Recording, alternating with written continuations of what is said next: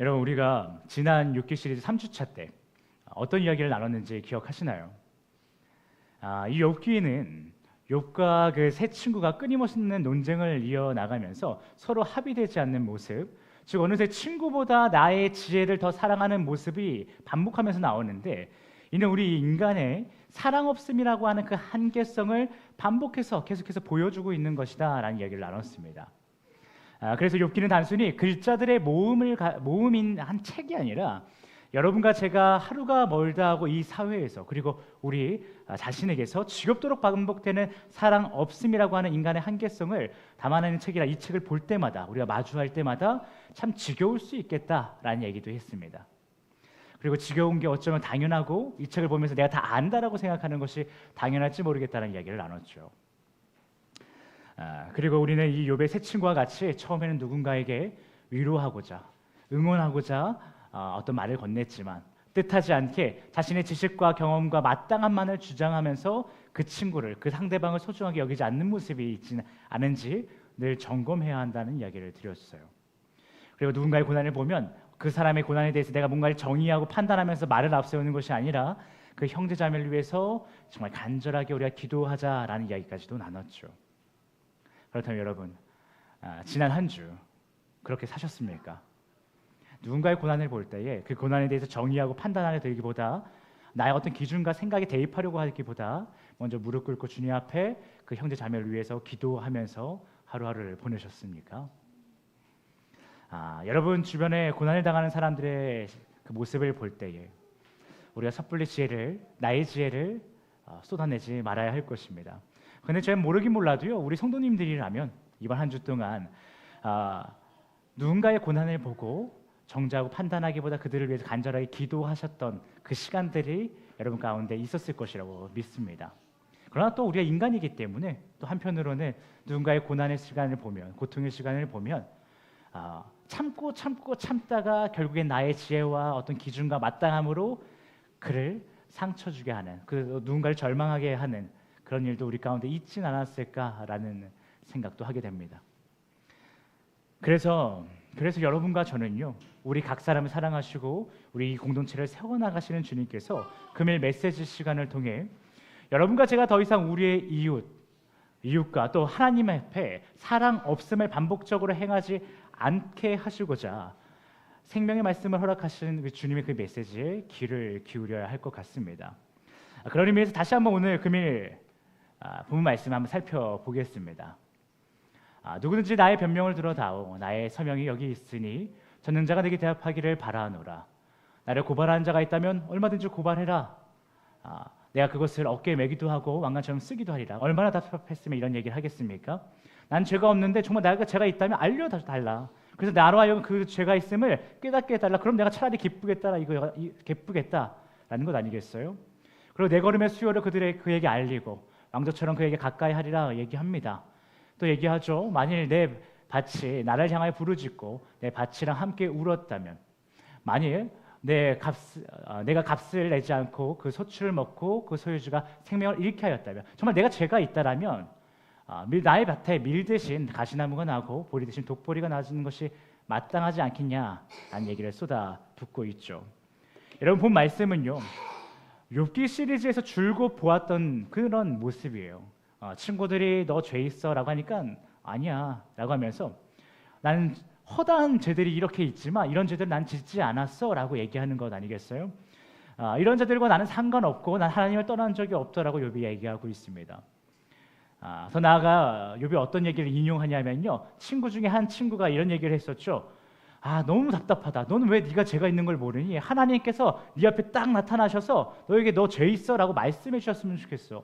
너 정신 차리라고 말씀해 주셨으면 좋겠어 했던 친구의 말 있지 않습니까? 그걸 인용하는 것이에요. 하나님께서 나에게 내가 죄가 있다라고 차라리 말해줬으면 좋겠다라고 욥이 얘기한다라는 거예요.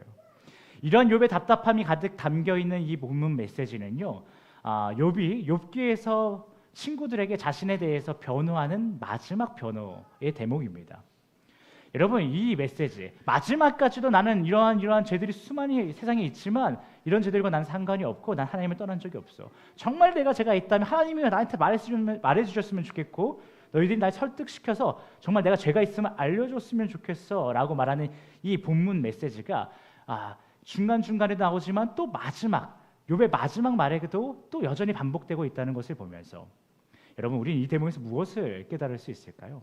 무엇을 알게 될 수 있을까요? 그것은 바로 욥이요 정말 진정으로 하나님을 떠나지 않았었다는 거예요. 욥이 정말 그렇지 않았다는 거예요. 많은 신학자들이 얘기합니다. 욥기서를 볼 때 절대 하지 말아셔야 될 것이 하나 있습니다. 무엇이냐 하면 친구들이 계속 죄가 있다라고 말하다 보니까 또 욥의 형편이 정말 악인들에게 내려지는 벌과 같은 상황이 생겼으니까 이걸 보고 욥이 죄가 있진 않을까? 이게 욥의 죄인 것 같기도 한데 라고 뭔가 욥의 죄를 찾아내려고 하는 실수를 범하지 마세요라는 걸 많은 신학자들이 욥기에 대해서 얘기할 때 꼭 하는 얘기거든요. 여러분, 우리가 이 욥기를 보면서 욥의 또 반복되는 자기 변호를 보면서요, 우리는 딱 하나를 깨달을 수 있는 거예요. 욥이 정말 진정으로 하나님을 떠난 적이 없다라는 것이죠. 다시 말해 욥은요 세상의 수많은 유혹들 가운데서도 흔들리지 않았어요. 이 당시에 많은 땅을 갖고 있는 사람들이요 더 많은 땅을 갖기 위해서 작은 땅을 갖고 있는 사람들을 핍박해서 땅을 뺏고, 그 다음에 노예들을 부리는데 그 노예들에게 정당한 페이를 지불하지 않고, 열정 페이도 아닌 정말 강압적으로 나의 밭에서 일하지 않으면 죽여버리겠다 그러고 협박해서 자신의 밭에서 일을 하게 만든 일들이 아주 비범했다는 거예요. 그런데 욥은 그런 유혹과 그런 이 사회에서 당연하게 생각하는 이 것들에 있어서 함께 하지 않았다는 거예요. 그리고 그 위에 폭풍 같은 고난이 몰려올 때에도요, 그러냐 그 고난이 욥의 모든 것을 앗아갈지언정 정말 자신은 하나님을 원망하지 않았다. 욥은 하나님을 원망하지 않았다라는 것이죠. 여러분, 이러한 욥의 모습은요, 매일 주일 예배에 나와서 메시지를 듣고 또 주중에 말씀 묵상을 하고 있으나 세상에 유혹이 몰려오면 때마다 넘어지고 고난이 몰려오면 하나님을 원망하기 일수인 많은 성도들에게는 매우 욕심나는 모습일 것입니다. 나도 저렇게 한번 살아봤으면 좋겠다. 나도 주일 말씀 듣는데 주중에 말씀 묵상하는데 왜 난 이렇게 맨날 유혹에 넘어지지?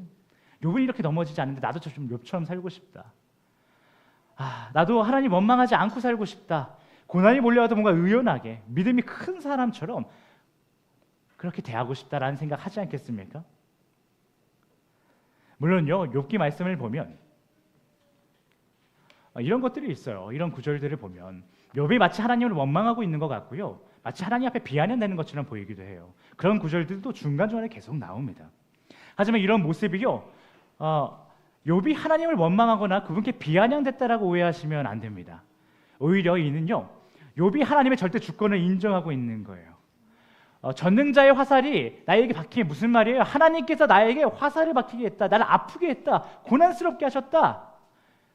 라는 거예요.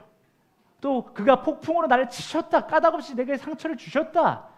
무슨 얘기예요? 하나님께서 나에게 지금 벌을 내리셨다라는 얘기를 하고 있는 거잖아요.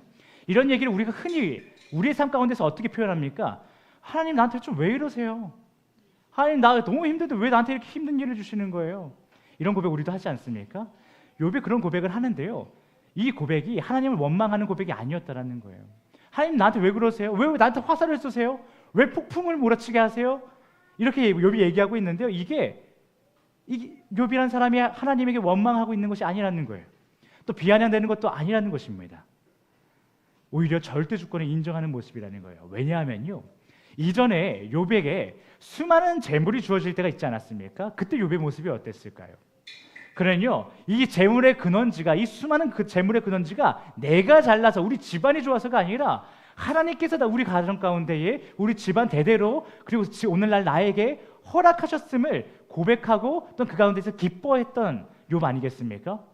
그런데 이제는요, 그런 욥에게 무엇이 왔어요? 고난이 온 거예요.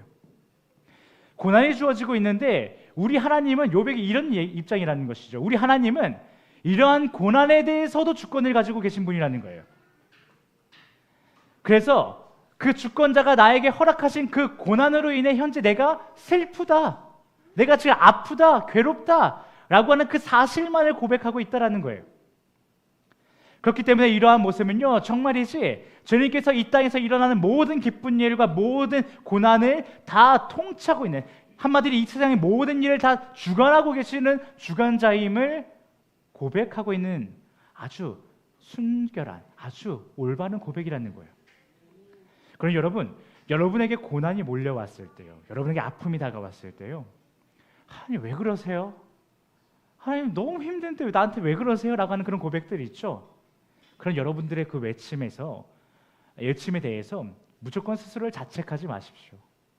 난 이렇게 하나님 왜 그러십니까? 하나님 나 너무 힘든데 나한테 나를 왜 이렇게 괴롭히십니까? 라고 한 다음에 우리 한 시간 지나면 어떤 마음 들어요? 못할 말 했네 내가 또. 하나님 앞에 죄송합니다. 이런 얘기 마음 들지 않으세요? 네, 그걸 자책하지 마시라는 거예요. 욥기에서 욥이 하나님에게 하나님 왜 그러십니까? 라고 하는 그 고백도, 그리고 오늘날 여러분이 고난 가운데 하나님에게 하나님 왜 나에게 이런 고난을 주십니까? 라고 하는 그 고백도요, 모두 다 하나님이 우리에게 기쁨만을 주시는 제한적인 분이 아니라 나에게 고난도 허락할 수 있는 무한한 통치자임을 고백하는 그 순결한 고백일 수도 있으니 여러분 자책하지 마십시오. 다만 우린 점검하고 분별해야 합니다. 마치 욥이요, 자신의 자녀들이 파티를 즐기고 나면 맨날 뭘 했다 그랬어요? 제사를 지냈죠. 왜요? 겉의 행위는요 나쁜 짓을 하진 않았다는 것을 믿고 있어요, 내 아들들이. 그러나 혹 그 겉에 보이는 행위 말고 그들이 중심 가운데 죄를 짓지 않았을까? 이 파티를 즐기면서 그런 아비의 마음을 가지고 점검하고 분별하는 마음으로 제사를 지내는 거예요. 겉의 행위는 모르겠으나, 순결했을지 모르겠으나 그 속마음 가운데 내 애들이, 내 딸이, 아들이 죄를 짓지 않았을까 싶어서 점검하고 분별하고자 그 모든 것에 대해서 제사를 지냈다라고요.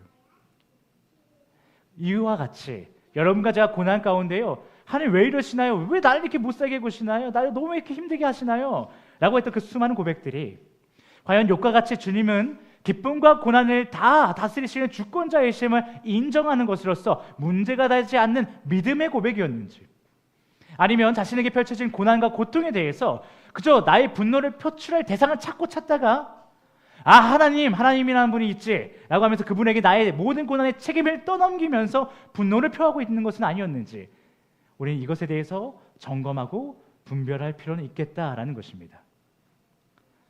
그렇다면 어떻게 점검할 수 있을까요? 여러분, 우리가 고난 가운데 나도 모르는 새 흘러나오는 왜 그러세요 하나님?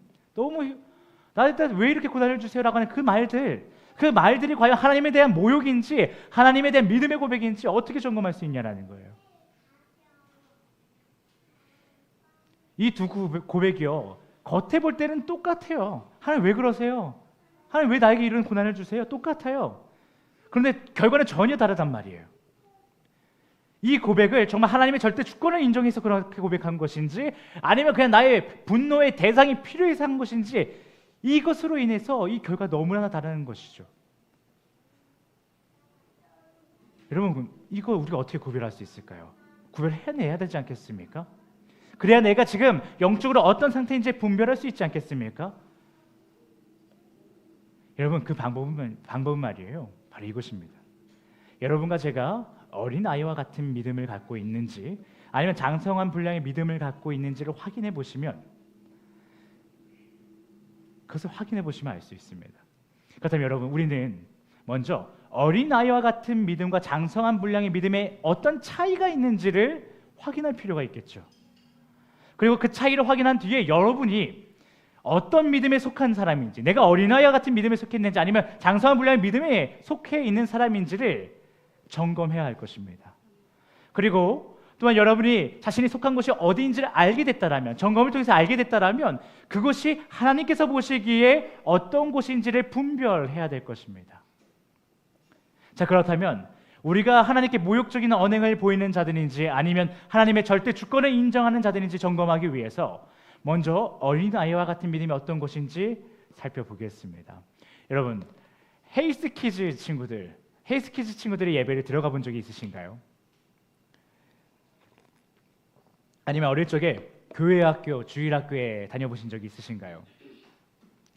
흔히 어린이 부서 예배에 들어가서 보거나 그들의 교육 커리큘럼을 살펴보면요, 대부분 예배 문화에 대해서 알려주거나 성경 인물에 대해서 알려주는 일이 많습니다. 그리고 이건 하나님이 싫어해요, 이건 하나님이 좋아하세요 라고 하는 어떤 정보를 알려주는 것이 흔한 아이들의 예배 모습이고 예배 커리큘럼입니다. 우리 한현주 전사님께서 작년 말에 올해 아이들이 어떤 커리큘럼을 가지고 교육을 할 것입니다라는 거 얘기하셨잖아요. 그것도 마찬가지였어요. 물론 우리 헬스키즈는요, 제가 그냥 뭐가 가족 관계로서 보는 것이 아니라 담임 목회자로서 부교육자를 볼 때에 한번 계속 살펴보고 나면요, 신앙에 보다 더 신앙의 본질적인 것을 이야기하고자 애쓰는 모습을 볼 수 있어요. 그런데요, 그럼에도 불구하고 이 어린 아이들의 시기에는 좋은 그리스도인으로서 성장하기 위해서는 앞서 언급했던 어떤 정보들을 알아가는 과정도 매우 중요하기 때문에 그것을 가르친다라는 것을 우리가 부정할 수 없죠. 그래서 어느 교회나 어린이 부서는요, 정보 전달을 일정한 교육 목표로 설정을 합니다. 그래서 어린 아이들이 예배 끝나고 나오면 우다다다닥 뛰어나와서 뭘 하는지 아세요? 다 그런 것은 아니지만 어떤 모습들이 있냐면요, 애들끼리 대화할 때 그런 걸 봐요. 그거 하나님이 싫어하신다 그랬어. 막 자기네들끼리 이런 얘기 합니다. 그리고 막 혼내기도 해요. 뭐 좀 1살, 2살 많은 애들이 안 돼. 그거 하나님이 싫어해. 막 하지 말라 그랬어. 막 이제 애들끼리 합니다. 그리고 그런 과정을 통해서 애들이 재학습하는 거죠. 하나님이 이런 거 싫어해. 맞아, 이런 거 하면 안 돼라는 것을 스스로도 재학습하는 것입니다. 그런데 간혹요, 성인들 가운데서도 이런 주일학교 어린아이들의 모습이 보인다라는 거예요. 예배의 문화를 알기 때문에 눈을 감고 기도합니다. 손을 들고 찬양을 해요. 또 성경 인물이나 성경 어떤 사건들을 잘 알고 있기 때문에 성경 인물 중에 한 명을 나에게 롤모델로 삼기를 좋아하고요, 나의 삶에 있는 어떤 사건들을 그 사건과 뭔가 단편적으로 그냥 대입해서 해석하려고 하는 일들도 많이 하세요. 그러면서 또 하나님이 기뻐하시는 일과 싫어하시는 행동을 알기 때문에 누군가가 이에 반하는 모습으로 살아가고 있으면 그거 안 되라고 말하는 모습이 우리 성인들, 장년들의 신앙 가운데서도 보여진다는 거예요. 물론요, 저는 이렇게 생각해요. 우리가 정보와 지식만을 가지고 보여주기식의 행동을 하면 안 되지만, 그걸 우리가 흔히 뭐라고 해요? 우리 그리스도인들이 하는 전문 용어로 바리새인과 같이 되지 말자라는 얘기를 하죠. 그러면 안 된다라고 생각합니다. 그런데 저는요, 그것보다 더 안타까운 일은 뭐라고 생각하냐면, 그런 행위마저 없는 것을 더 안타깝게 생각하거든요. 행위 열심마저 없는 것이 더 큰 일이다라고 저는 생각을 해요. 신학교에 꼭 1학년들 중에 이런 친구들이 있어요. 성경책을 꼭 옆구리에 끼고 다니는 후배들이 있어요. 십자가 목걸이하고. 한 3, 4학년 선배들은 굳이 가방에 지금 저 친구가 있는데 왜 항상 저 친구가 성경을 들고 다닐까? 이런 생각을 하기도 합니다. 근데 성경을 언제든 보고 아끼려고 하는 그런 열정과 열심이 없는 게 더 문제지, 그 행위를 하고 있는 것 자체가 저는 큰 문제라고 생각하지 않아요. 물론 껍데기만 있으면 안 되지만 말이에요. 어쨌든 이런 행동이 있는 것 자체가 나쁘다라고 생각하지는 않는데요, 우리가 어린아이와 같이 어떤 정보를 사랑하고 또 예배 문화 가운데서 열심으로 나아가는 것 좋은데요, 성인이 되어서도 이런 어린아이와 같이 눈에 보이는 문화 행동들을 열심히 학습하고 모방하는 것이 무조건 나쁜 건 아니지만, 그것만 있다면 정말 내가 왜 눈을 감는지, 왜 손을 들고 찬양을 하고 있는지, 내가 왜 이런 문화 예배 가운데 함께 동의하고 있는지, 하나님이 왜 이것을 싫어하시고 왜 이것을 좋아하시는지, 이 모든 것에 대한 깊은 고민과 갈등 가운데 이것을 내 것으로 만들어내는 노력이 없이, 그거 싫어한다 그랬어, 그거 좋아한다 그랬어, 하지 말라 그랬어, 하라 그랬어라고 해서 그런 모든 정보와 어떤 문화를 답습하기만 하는 것으로는요, 정말 결정적인 순간, 즉 고난의 위협이 다가온 순간에는 우리는 그 순간 그 믿음을 끝까지 지켜낼 수가 없다라는 것이에요. 그런데 만약 여러분과 제가요, 여러분과 저의 신앙이라는 것이 단순히 지적으로 아는 것, 교회 문화에 익숙한 것으로 끝나는 것이 아니라는 사실, 그래서 그것으로는 우리가 이 땅에서의 인내하며 하나님의 나라를 소망하며 살아가는 것이 불가능하다는 사실을 모두 알고 있음에도 불구하고 여전히 우리의 믿음을 어린 아이와 같이 성경에 대한 지적 학습과 기독교 문화에 대한 모방에만 머물게 하면서, 더 나아가 혹시라도 그런 열정마저 없는 삶을 살아간다면, 그럼 우리는 여러분 어떻게 될까요? 그런 여러분과 저는요, 우리의 삶 가운데 지금껏 교회와 기독교 유튜브 등에서 배운 어떤 일정의 정보들과는 전혀 다른 어떤 상황들이 여러분 삶 가운데 펼쳐진다면, 그 상황이 매우 당황스럽고 매우 혼란스러우며 그 모든 것이 두려움과 분노가 될 것입니다. 교회에서 설교 시간에, 성경 공부 시간에 알았던 그 정보가요, 여러분 삶 가운데 대입되지 않는 그 순간에 두렵고 떨림이 생길 거라는 거예요. 하나님을 믿으며 잘 하루하루 살아가도요, 우리 삶 가운데 뭐가 생겨요? 고난이 다가와요. 예상치 못한 일들이 다가와요. 그런데 그 예상치 못한 일들 가운데 지금껏 여러분의 교회와 기독교 유튜브에서 들었던 그 모든 학습들이, 그 가운데 보여졌던 그 주님이 여러분 삶 가운데 보이지 않는다면, 선하신 하나님이 여러분 가운데 보이지 않는 거예요. 여러분을 사랑하시는 사랑의 주님이 여러분 삶 가운데 보이지 않는 거예요. 여러분을 고와 같이 버려두지 않겠다고 하셨던 그 주님이 보이지 않고 지금 나는 고와 같은 거예요. 그런 상황들이 펼쳐진다면 너무 당황스럽죠. 열심히 학습만 하고 모방한 사람들에게는 그 삶이 너무나도 당황스러운 것이에요. 그러나 그 당황스러움은 끝나지 않고요, 지금까지 자신의 신앙생활들이 이게 뭐였지? 내가 지금까지 배워왔던 게 뭐였지? 라고 하면서 혼란에 빠지게 된다는 거예요. 그렇게 오늘이 두려워지기 시작하고요, 오랜 시간 하나님을 믿어왔던 자기 자신과 그 고난 가운데 있는 여러분을 외면하는 것 같은 그 신, 하나님이라는 존재를 분노하며 그에게 화를 내며 살아가게 된다는 것이에요. 여러분, 우리는 하나님을 더 잘 믿고 그와 동행하기 위해서 예배 훈련을 받아야 됩니다. 예배 가운데 왜 아멘이라고 화답해야 되는지를 배워야 되고요, 찬양할 때 왜 손을 들고 찬양해야 되는지를 배워야 되고요, 왜 때로는 묵상으로 기도하지만 통성으로 기도해야 되는지 배워야 돼요. 그리고 성경 공부를 해야 합니다. 이것이 단순히 이런 텍스트만으로 이해하는 것이 아니라 그 가운데 어떤 속뜻이 있는지, 이 성경과 이 성경이 이어졌을 때 어떤 은혜가 있고 어떤 하나님의 가르침이 있는지 우리는 배워야 돼요. 그리고 그것에 대해서 학습하고 모방하고 재학습하고 또 모방하고, 이 과정이 필요합니다. 하지만 이 모든 것을 자신의 삶으로 녹여내지 못한다면, 갈등하지 못한다면, 싸워내지 못한다면 우리는 고난 가운데서 하나님을 원망할 수밖에 없고 사탄의 함정 가운데 두려움 가득한 삶을 살아갈 수밖에 없다라는 것이에요. 여러분, 이 사실을 깨달으시길 예수 그리스도의 이름으로 축복합니다. 그렇다면 도대체 욥의 삶에는 도대체 어떤 신앙 고백이 있었길래, 욥은 도대체 어떤 신앙 고백을 갖고 살았길래 하나님으로부터 온전하고 경건하며 하나님을 경외하고 하나님이 싫어하시는 일을 단 하나도 하지 않았다라고 하는 평가를 받을 수 있었을까요? 과연 욥에게는 어떤 신앙 고백이 있었기에 하나님이 그를 사탄의 시험에 넘겨줄 만큼 그를 신뢰하신 걸까요? 도대체 우리가 지금껏 하나님에 대해서 배워왔던 것들을 여러분과 저의 삶에 녹여낸다는 것은 무엇일까요? 여러분, 그것은 바로 아무것도 바라지 않는 신앙 고백입니다. 아무것도 바라지 않는 신앙 고백이요. 여러분, 욥은요, 하나님에 대해서 어렸을 때부터 잘 들어왔던 가정이에요. 그것을 어디서 알 수 있냐면요, 그 당시 가정, 기업, 재산 이런 것들이 왜 소중했냐 하면 나만 갖고 끝나는 게 아니었거든요. 대대로 물려줘야 되는 것들이었거든요. 왜냐하면 그것이 바로 우리 가정 가운데 하나님이 우리와 함께하고 있음을 세상에 보여주는 하나의 중요한 징표였어요. 그래서 욥이 이렇게 혼나고 있는 거예요. 너네 가정의 기업을 끊어먹은 녀석이야. 너 아주 큰 잘못을 했어라고 질타받고 있는 거거든요, 욥기에서. 그걸 봤을 때 뭘 생각할 수 있어요? 뭘 추론할 수 있어요? 욥의 가정이 대대로 하나님을 잘 믿고 그 가운데서 복을 받은 가정이었다는 거예요. 그래서 하나님이 어떤 분인지 욥은 어렸을 때부터 들었어요. 마치 우리 키즈들처럼요. 그렇기 때문에 그는 하나님이요, 이 땅에서 일어나는 모든 일을 주관하신 분이라는 걸 알고 있었어요. 그래서 그 기쁨과 고난 가운데에서도 그 모든 것을 누가 주장해요? 하나님이 주장하고 계심을 알고 있었다는 거예요.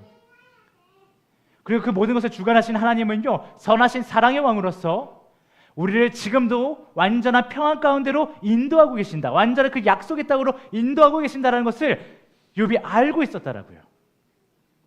마치 오늘날 여러분과 제가 그 모든 사실을, 그 모든 지식을 알고 있는 것처럼 말이에요. 그러나 욥은요, 그것에서 끝나지 않았다라는 거예요. 아는 것에서 끝나지 않았다라는 거예요. 하나님 모든 것을 통치하시지, 창조주지, 그분이 나를 선한 길로 인도하고 계시지, 나는 지금 평안으로 가고 있지, 이것을요 알고 있는 것으로 끝나지 않았다라는 거예요. 그 정도 연약한 수준의 믿음에서 절대 머물지 않았다라는 거예요. 그는 자신이 알고 있는 것을 삶으로 녹여내기 시작해요. 삶에서 고민하기 시작해요. 나에게 주어진 이 많은 재물들이 어디서 왔는지 끊임없이 고민하고 질문해요. 그리고 세상에 있는 수많은 사람들의 고난을 바라보면서 끊임없이 주님, 저 사람은 주님을 믿는다고 했는데 왜 고난이 있을까요? 끊임없이 고민했단 말이에요. 누군가의 아픔을 보고 끊임없이 고민하고 세상의 많은 이슈들을 바라보면서 하나님의 일하심에 대해서 끊임없이 고민했단 말이에요. 그 가운데 마침내 자신이 하나님과의 관계 가운데서 대답을 얻고 그 가운데 하나님을 조금씩 깨달아가는 것이죠. 그런 과정 가운데 마침내 그것을 끊임없이 반복하는 가운데 마침내 장성한 분량의 믿음을 가지게 된 그 욥이요, 하나님께 이제 매일 최고의 신앙 고백을 올려드릴 수 있게 됐다라는 거예요.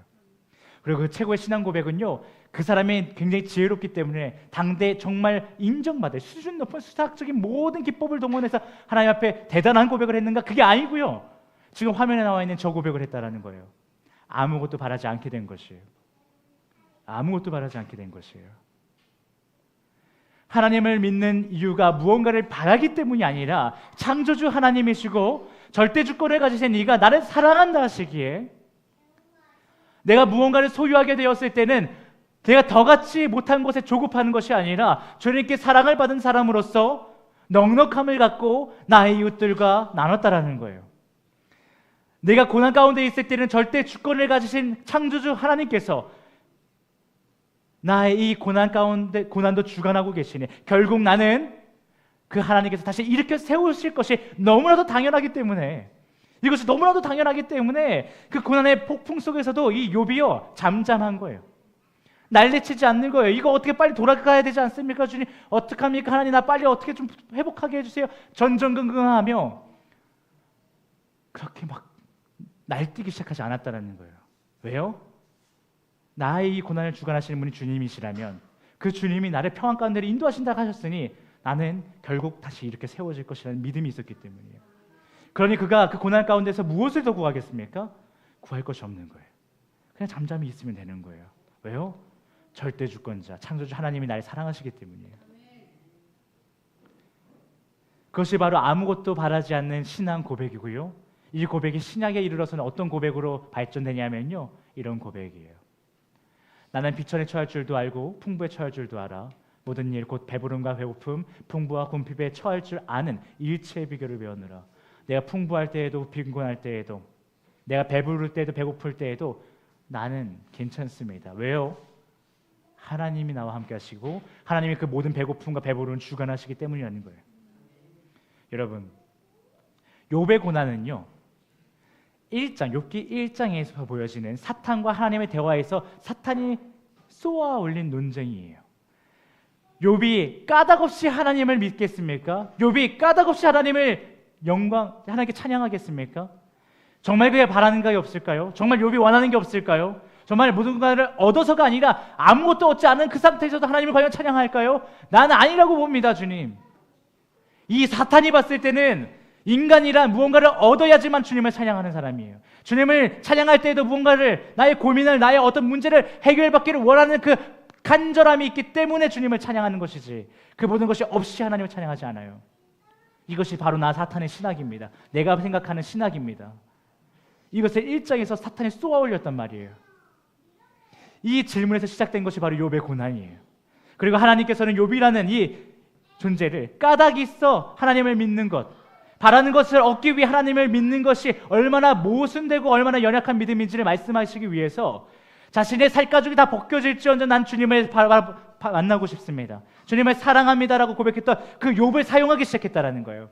욥이 세상의 수많은 사람들에게 다가가 유혹하면서 사탄의 신학을 발전시키고 하나님에게 무언가를 얻기 위해서 하나님을 믿어야지라고 말하면서 유혹할 때에 하나님께서 그거 아니라고, 나 믿을 때 무언가를 얻기 위해서 믿는 거 아니야, 그거와 순전한 믿음 아니야, 자 욥을 통해서 내가 보여줄게 라고 하면서 하나님이 우리에게 이 욥기를 선물하셨다라는 거예요.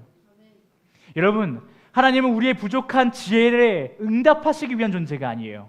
내가 고난 가운데 있을 때, 기쁨 가운데 있을 때 하나님 내 지혜를 기준으로 봤을 때는 이러이러한 상황이 이제 앞으로 필요할 것 같습니다, 주님 응답하여 주시옵소서. 오케이, 너의 그 지혜에 내가 응답할게, 이거 위해서 존재하는 분이 아니라는 거예요. 우리에게 가장 좋은 것, 가장 선한 것을 이유 없이 까닭 없이 주시기 위해서 그냥 주님이 존재하시는 것이지, 내가 생각하는 지혜, 내가 생각하는 좋은 것, 내가 생각하는 어떤 아주 좋은 방법, 이것들에 대해서 응답하시기 위해 존재하는 분이 아니라는 거예요. 여러분, 우리 이 시간 여러분과 저를 사랑하시는 주님이 얼마나 위대한 분인지 서술하고 있는 욥기 38장부터 40장 말씀을 함께 읽어보면서요, 다시 한번 여러분의 인생을 책임지시는 분이 얼마나 위대하고 얼마나 대단하고 얼마나 절대적인 주권을 갖고 계신 분인지 확인하면서 그분이 나의 아버지예요, 주인이라는 사실을 여러분의 삶 가운데 선포하는 시간을 갖기 원합니다. 여러분에게 많은 고난이 있죠. 제가요, 욥기 지금 4주차입니다. 그런데 이제 한 주 전부터 몇 주 전부터 더 준비할 때까지 하면은 지금 몇 달간 욥기 시리즈를 준비해 왔거든요. 근데요, 제가 욥기 시리즈, 주님 이제 욥기 시리즈 준비할게요 라고 한 순간부터요, 무슨 일들이 있냐면요, 우리 성도님들에게 고난이 너무나도 많아요. 우리 성도님들이 너무 힘든 일들이 많아요. 기도할 수밖에 없게 되고요, 제가 두려움 가운데 이 말씀을 준비할 수밖에 없어요. 그래서 저는 이 욥기 말씀을 준비하면서 여러분의 삶 가운데 얼마나 큰 고난들이 있는지, 여러분의 가족들이 지금 얼마나 아파하고 있는지, 그 가족의 끝이 보이는 가운데 얼마나 그것이 두려운지 여러분 그것을 알고 있습니다. 그렇게 우리가 이 시간 붙잡아야 될 것은요, 주님의 절대 주권이에요. 아멘. 주님의 사랑이에요. 아멘. 나의 힘든 가운데 내가 무엇라 말하겠습니까? 주님, 나의 지혜를 짜내서 하는 그 기도가 중요한 것이 아니고요, 이 모습을 다 바라보고 계시는 주님이 여러분을 사랑한다는 것, 그 사실이 중요한 거예요. 아멘. 아멘. 그래서 우리는 뭐라고 선포해야 되냐 하면, 주님, 그러한 주님, 그 사랑의 주님, 절대 주권을 가지신 주님이 나의 주님입니다 라고 선포하는 것이 매우 중요한데요, 욥기 38장부터 40장에 어떤 주님, 우리 주님이 어떤 분이신지 서술하고 있지만 그것에 다 읽기엔 너무 길죠. 그래서 제가 좀 요약을 해봤습니다. 우리 화면에 두 슬라이드, 이 슬라이드와 또 다음 슬라이드가 있는데요, 두 슬라이드를 통해서 우리의 하나님이 어떤 하나님인지 함께 선포합시다. 그리고 그 하나님이 나의 하나님이심을 선포하며 나아갑시다. 우리 함께 화면에 보이시는 글자를 읽으며 나아가겠습니다. 시작. 하나님은 하늘과 땅과 바다의 기초를 놓으신 창조주이십니다. 그분은 온 우주를 섭리하시며 새와 짐승, 뇌와 별들을 다스리시는 지혜와 권능의 하나님이십니다. 그분은 공의로우시며 권능으로 다스리시는 주권자이십니다. 어느 누구도 그 앞에서 스스로 의롭다 말할 수 없습니다. 하나님은 전능자이시며 그 뜻은 깊고 오묘하여 우리가 다 헤아릴 수 없습니다. 그러나 그분은 언제나 가장 선하고 완전한 방법으로 일하십니다. 우리는 이 위대하신 하나님을 믿으며 담대하게 사랑합니다. 아멘. 사랑하는 헤이스 패밀리 여러분, 현재 우리의 상황은 제각기 다릅니다. 그리고 그 상황도 언제 바뀔지 모르겠습니다. 그러니 우리 모두 시시때때로 바뀌는 우리의 그 기쁨과 고난의 경험을 붙잡으며 나아간다면, 그것을 계속해서 붙잡으려 한다면 우리가 가진 하나님에 대한 사랑도 시시때때로 변할 수밖에 없는 것입니다. 그러니 우리 모두 이제는 자신의 변화무쌍한 인생에 집중하는 것이 아니라 모든 상황 위에 계시며 자신의 독생자를 내어주심으로 우리에 대한 불변한 사랑을 확증하여 주시는 그 하나님을 붙잡으며 나아갑시다. 이렇게 우리 모두 전능하신 창조주 하나님께서 나의 나아갈 길을 아시고 나의 필요를 책임지시기에 내가 더 이상 그분께 나의 부족하게 짝이 없는 지혜를 근거로 한 허다한 필요들을 구할 필요가 없다라고 하는 삶의 신앙 고백, 아무것도 바라지 않는 신앙 고백을 올려드립시다. 여러분, 아멘. 여러분의 삶을 온전히 주님께 맡겨드리면 주님은 분명히 일하십니다. 그분의 선하심으로 여러분에게 자신의 사랑을 확증시켜 주실 것입니다. 우리 시간 찬양하기 원하는데요, 이 시간 찬양할 때 전능하신 주님을 마음 모아 찬양하며 나아갔으면 좋겠습니다. 함께 찬양하시겠습니다.